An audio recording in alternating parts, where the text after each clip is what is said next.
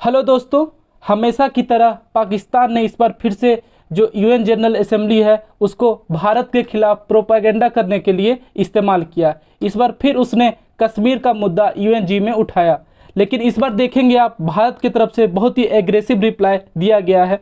तो चलिए इसके बारे में हम लोग जानते हैं रिप्लाई में क्या क्या पाकिस्तान को सुनाया गया है। यहाँ आप देखेंगे जो पाकिस्तान है खुद आग लगाता है और प्रिटेंड करता है कि वो ही फायर फाइटर है, ऐसा इंडिया ने यूएनजीए में बोला। यूएनजीए क्या है? United nation general assembly.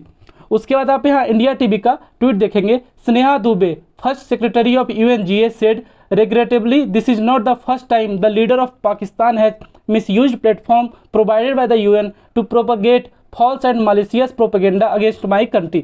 यहाँ पे मतलब कहने का मतलब ये है कि जो पाकिस्तान है कभी भी अगर यूएनजीए में आप जाएंगे तो वहाँ पे आप बहुत सारे मुद्दा हो गया, जैसे टेररिज्म हो गया, क्लाइमेट चेंज हो गया, तो अलग अलग मुद्दे डिस्कस किए जाते हैं। लेकिन आप जब भी देखेंगे पाकिस्तान वहाँ पे बोलता है तो सिर्फ इंडिया के खिलाफ, कश्मीर के बारे में कि इंडिया में क्या चल रहा है, गलत गलत बातें फैलाता है। एक अपना प्रोपागेंडा है बड़े स्टेज पे वो फैलाना चाहता है उसके थ्रू हेल्प से। यहाँ पे भारत ने बोला है कि पाकिस्तान हमेशा से जो आतंकवादी है, जो टेररिस्ट है, यूएन में लिस्टेड है, उन लोग को भी हमेशा पनाह देता है।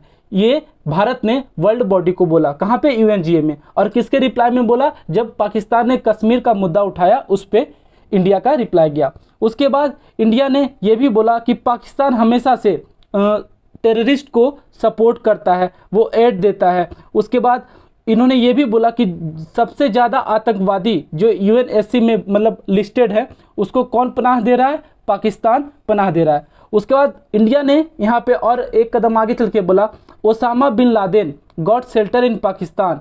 मतलब ओसामा बिन लादेन जो है उसको भी पनाह कहाँ मिला था? पाकिस्तान में। इसको आप देखे थे, शेल्टर दिया गया था पाकिस्तान के through. Even today Pakistan leadership glorify him as martyr, first secretary Sneha Dubey said in the UN general assembly. तो जो स्नेहा दुबे है इन्होंने इंडिया की तरफ से यहाँ पे रिप्रेजेंट करी थी और इन्होंने ये सब स्टेटमेंट दिया है।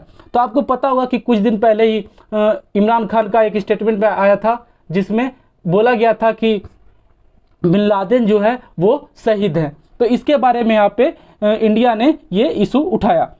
उसके बाद देखेंगे यहाँ पे बोला गया है कि पाकिस्तान पहले तो खुद ही आग लगाता है और उसके बाद ऐसा प्रिटेंड करता है कि वही फायर फाइटर है, और इसका जो रिजल्ट है वो पूरा इंटायर वर्ल्ड जो है सफ़र कर रहा है इसके कारण।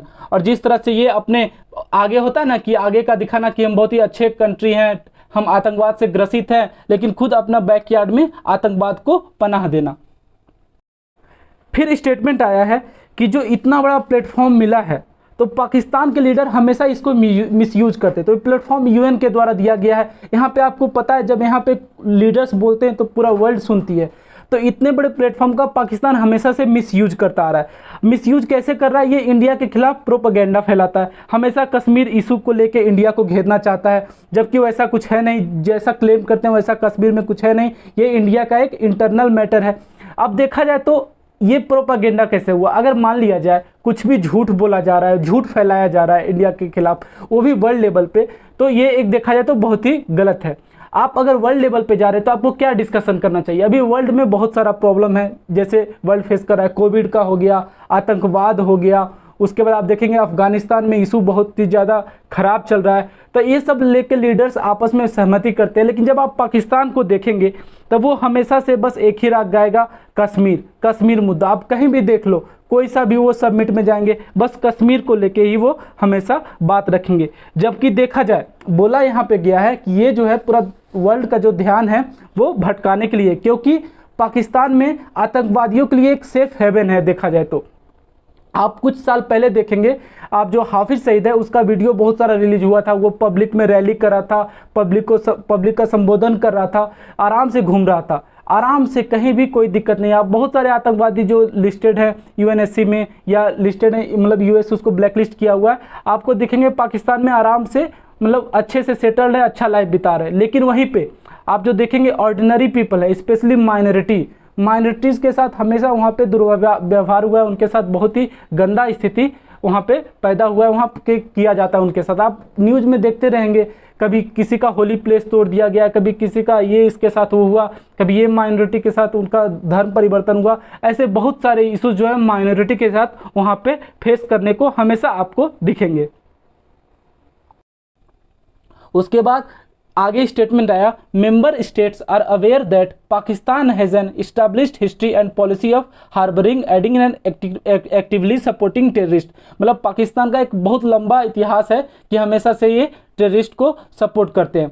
This is a country that has been globally recognised as one openly supporting, training, financing and arming terrorist as a matter of state policy. मतलब उन्होंने ये भी बोला है, इंडिया की तरफ से ये स्टेटमेंट आया है कि आप देखेंगे यह एक ऐसा कंट्री है जो ग्लोबली मतलब एक पहचान बना चुका है आतंकवादी को ट्रेनिंग देने के लिए, फाइनेंस करने के लिए, आर्म्स देने के लिए, एक स्टेट पॉलिसी का मतलब ये मैटर बना दिया गया। उसके बाद बोले हैं, it holds the ignoble record of hosting the largest number of terrorist proscribed by the UN security council.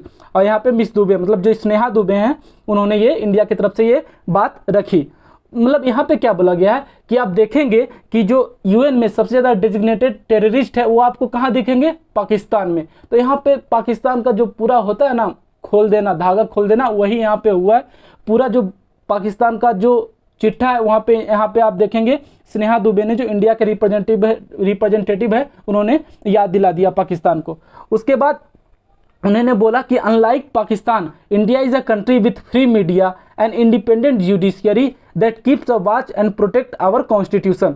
मतलब उन्होंने बोला कि इंडिया में जो है मतलब फ्री जर्नलिस्ट है, आप देखेंगे सबको अधिकार है, फ्री इंडिपेंडेंट जुडिशरी है, that keeps a watch and protect our constitution, जो कॉन्स्टिट्यूशन को प्रोटेक्ट करता है। आप बहुत बार सुनने को ये भी मिलेगा पाकिस्तान में कि जो पाकिस्तान की गवर्नमेंट है एक पपेट है, किसका, पाकिस्तानी आर्मी का। तो इस बात को भी लेके वहाँ पे ये स्टेटमेंट दिया गया था। उसके बाद है, India also strongly reiterated the entire union territories of Jammu and Kashmir and Ladakh where are all and will always be an integral and inalienable part of India. ये देखिए स्टेटमेंट बहुत ही खास है और देखा जाए तो बहुत ही मतलब इम्पैक्टफुल है, जो पाकिस्तान को मतलब बेचैन करेगा। यहाँ पे बोला गया है कि जो कश्मीर है वो हमारा था, हमारा रहेगा, लद्दाख है, हमारा था, लेकिन पाकिस्तान को ये बोल दिया गया है कि जो आपका इलीगल ऑक्यूपेशन है आप उसको मतलब वैकेट कर दीजिए। यहाँ पे एक देखा जाए तो एक बोल दिया गया, धमकी दे दिया गया कि जो आपका जो आप ऑक्यूपाई किए हैं इलीगली उसको आप खाली कर दीजिए। ऐसा इंडिया की तरफ से बोला गया है यूएनजीए में पाकिस्तान को। तो दोस्तों ये था आज का टॉपिक जिस पे हम लोग ने डिस्कशन किया। मिलते हैं अगले क्लास में, तब तक पढ़ते रहिए, खुश रहिए, जय हिंद।